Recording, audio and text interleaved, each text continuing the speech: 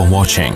Don't forget to like, comment, share and subscribe to Mufti Tariq Masood, famous scholar. ہمارے حضرت ایک واقعہ بہت سنایا کرتے تھے, ہمیں بڑا اچھا لگتا تھا یہ واقعہ. پرانے وقتوں کی بات ہے جب بادشاہی حکومت ہوا کرتی تھی, تو ہندوستان سے جو ہے نا کوئی شخص چلا گیا کسی عرب کنٹری میں. اس وقت سعودی عرب نہیں تھا, عرب ارض حجاز کہا جاتا تھا. عرب لوگ بڑے سخی ہوتے ہیں. تو یہ چلا گیا بے یار و مددگار, تو وہاں کسی شہزادے نے اس کا بڑا اکرام کیا کہ بھئی ہندوستان سے آیا ہے, مسافر ہے, تو بڑا اکرام کیا اس کا. اس کو بڑی خوشی ہوئی, یار ایک عرب شہزادہ میرا اکرام کر رہا ہے. تو اس نے کہا کہ کبھی ہندوستان آؤ اور تمہیں کوئی ضرورت ہو تو میرے گھر پہ آنا. شہزادے نے کہا مجھے کیا ضرورت, میں شہزادہ آدمی, میں تو فقیر غریب آدمی ہے, تو میں نے تیری مدد کر لی ویسے ہی, مجھے کوئی تجھ سے مدد نہیں. وہ فقیر تھا بیچارہ, غریب تھا نا. تو پھر بھی اس فقیر نے کہہ دیا کہ یار حالات کا کچھ پتہ نہیں ہوتا, کبھی آنا ہو تو یہ میرے ایڈریس سے آ جانا. تم شہزادے ہو لیکن جو ہے کبھی کبھی ضرورت پڑ جائے. اللہ کی قدرت کی بغاوت ہوئی, اس حکومت کا خاتمہ, اور ظاہر ہے پھر تو شہزادے قتل ہوتے ہیں. تو یہ بھاگا, اب وہ عرب کی زمین چھوڑ کے بھاگا. تو اس کو خیال آیا کہ میرا ایک ہندوستان میں دوست تھا, تو اس نے یہ مجھے ایڈریس دیا تھا. اچھا, اس شہزادے نے اس کو کہا تھا کہ ہم شہزادے لوگ ہیں, ہم کسی کے سامنے ہاتھ نہیں پھیلاتے, ہمارا اسٹائل ہی یہی ہے. ٹھیک ہے, ہم شہزادے لوگ ہیں, ہاتھ نہیں پھیلاتے ہم کسی کے سامنے, چاہے کتنی ضرورت ہو. اب اس کو پڑ گئی ضرورت. اس نے کہا یار وہ اس نے بڑے واسطے دیے تھے کہ میرے پاس ضرور آنا, بڑی خوشی ہوگی, تو چلو یار چلتے ہیں. یہ سمجھا بے تکلف دوست ہے. جب اس کے در پہ گیا, پہلے تو اس نے پہچاننے سے انکار کر دیا. اس نے بتایا میں وہ شہزادہ ہوں. تو ہو ویلکم, آئیے آئیے بیٹھیے, کہ آئیے کیسے آنا ہوا. یار حالات نے تختہ پلٹا اور مجھے ضرورت پڑ گئی, آج میں تمہارے در پہ آ گیا. تو اس ہندوستانی نے فارسی کا ایک شعر پڑھا. اس شعر کا مفہوم یہ ہے کہ حاجت اور ضرورت بڑے بڑے شیروں کو پتہ نہیں گیدڑ بنا دیتی ہے یا لومڑی بنا دیتی ہے. بڑے بڑے شیروں کو کیا کر دیتی ہے, گیدڑ یا فقیر بنا دیتی ہے. کچھ ایسا اس نے شعر پڑھا جس میں ایک توہین کا تھوڑا سا عنصر تھا کہ دیکھو تو اتنا بڑا شہزادہ تھا, لیکن ضرورت جب پڑتی ہے نا, بھوک لگتی ہے, تو بڑے بڑے شہزادے بھی کیا بن جاتے ہیں, فقیر. یہ بڑا نالائق تھا, اس نے یہ ایسے موقع پہ کہنے کا تھا نہیں شعر. یہ تھا تو خون میں تو شہزادہ تھا نا, بلڈ تو وہی تھا. اس نے کہا کہ شیر ہمیشہ شیر رہتا ہے, کیسی ہی حاجت ہو, شیر کبھی گیدڑ اور لومڑی نہیں بنتا.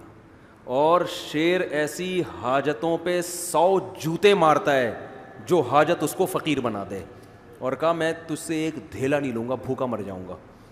اب وہ ہندوستانی, ارے بھائی میں نے ویسے ہی کہہ دیا تھا, بھائی معاف کر دے. اس نے کہا نہیں, میں خدا کی قسم بھوکا مر جاؤں گا تجھے یہ بتانے کے لیے کہ شیر ہمیشہ شیر رہتا ہے. وہ 100 حاجتوں پہ, وہ ایک حاجت پہ 100 جوتے مارتا ہے, ٹھیک ہے نا, لیکن وہ کسی کے در کا بھیکاری نہیں بنتا.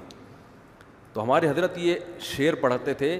فارسی کا شعر ہے تو نہ ہماری سمجھ میں آتا تھا نہ آپ کی آئے گا, تو اردو میں مفہوم سمجھ میں آتا تھا کہ ہم 100 جوتے مارتے ہیں.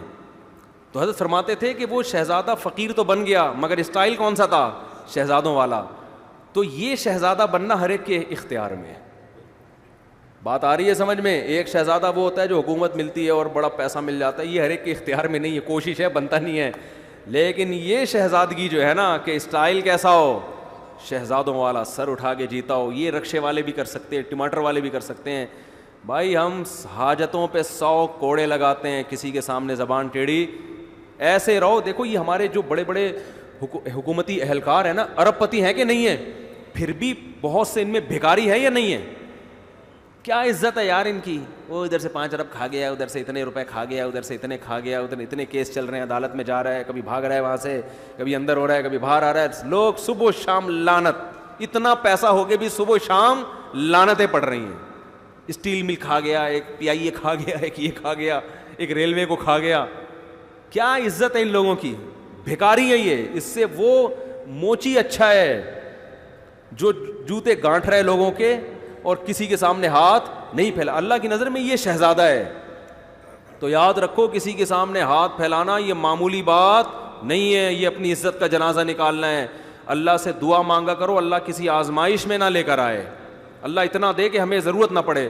لیکن یہ بھی دعا مانگو, اے اللہ اگر کبھی خدا نہ خواستہ آزمائش مقدر ہے تو ہمیں کسی کے سامنے ہاتھ پھیلانے والا نہ بنا, ہاتھ نہ پھیلائے, سر اٹھا کے جیے, دھیلا نہ ہو لیکن اسٹائل ایسا ہو جیسے آپ سے بڑا سیٹ دنیا میں کوئی ہے ہی نہیں. ہمارے حضرت بہت غریب تھے 60 سال کی عمر تک, فرماتے ہیں کہ میرے پاس لاہور اپنے شیخ کی زیارت کے لیے ٹرین کا کرایہ نہیں ہوتا تھا, لیکن میں جیتا ایسے تھا لوگ قرضے مانگتے تھے مجھ سے آ کے, سمجھتے تھے بہت بڑے سیٹ ہیں یہ, اور حضرت بھی دیتے نہیں تھے کیونکہ جس کو دیا واپس نہیں دیا اس نے. حضرت فرماتے تھے اس زمانے میں جو کسی کو قرضہ دے دے وہ احمق, اور جو لے کے واپس کر دے وہ اس سے بڑا بیوقوف.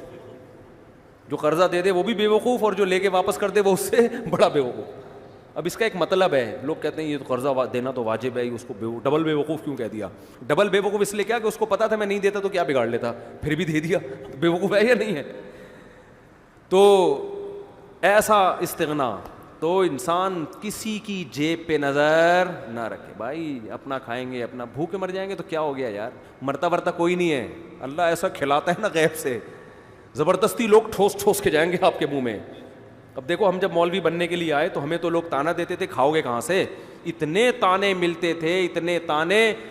اب ٹھونس رہے ہیں مفتی صاحب گرل فش, دال چاول, مسالے والی بریانی, اور ہم جاتے بھی ہیں تو دھونے والے کھا کے, بھائی پیٹ ہے لالو کھیت تھوڑی ہے کہ اتنا گنجائش تھوڑی ہے اس میں. اللہ ٹھونستا ہے, کھلائے گا, برس پیچھے بھاگے گا آپ کے. تو بہت بڑی نعمت ہے. میں تو یہ باتیں کر رہا ہوں, میرے اندر بھی وہ استغنا نہیں ہے, میں اس لیے باتیں کر رہا ہوں کہ میرے اندر پیدا ہو جائے. آپ سمجھے مفتی صاحب تو پتہ نہیں کتنے زبردست استغنا کے ساتھ جیتے ہوں گے, ہوئے ہم بھی باتیں کر رہے ہیں, باتیں کرنے پر گورنمنٹ کی طرف سے کوئی پابندی نہیں ہے, عمل بڑا مشکل کام ہے. تو میں بھی اس لیے کہہ رہا ہوں تاکہ میرا بھی استحضار ہو جائے.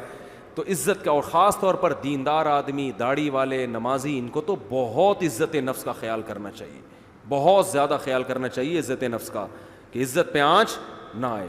تو ہمارے نبی نے اتنی غربت میں گزارا کیا, ایک پیسے نہیں مانگے. صحابی صدقے کی ترغیب دے رہے ہیں تو کہہ رہے ہیں اپنے چچا زاد بھائیوں کو دے دو, ٹھیک ہے نا, تو ان کو کبھی جہاد میں خرچ کروا رہے ہیں, اپنی ذات کے لیے نہیں مانگ رہے, اپنی ذات کے لیے. اپنی بھوک بھی نہیں بتا رہے لوگوں کو جا کے کہ میرے حالت یہ ہے, یہ میری حالت. صحابہ نے غزوہ خندق میں آپ کے چہرے کو دیکھ کے اندازہ لگایا کہ آپ کتنی شدید بھوک میں ہیں, چہرے کو دیکھ کے اندازہ لگایا. تو اس ہمارے نبی تو بڑے مستغنی تھے بھائی, ہمیں بھی ایسی زندگی گزارنی چاہیے. اللہ تعالیٰ عمل کی توفیق عطا فرمائے.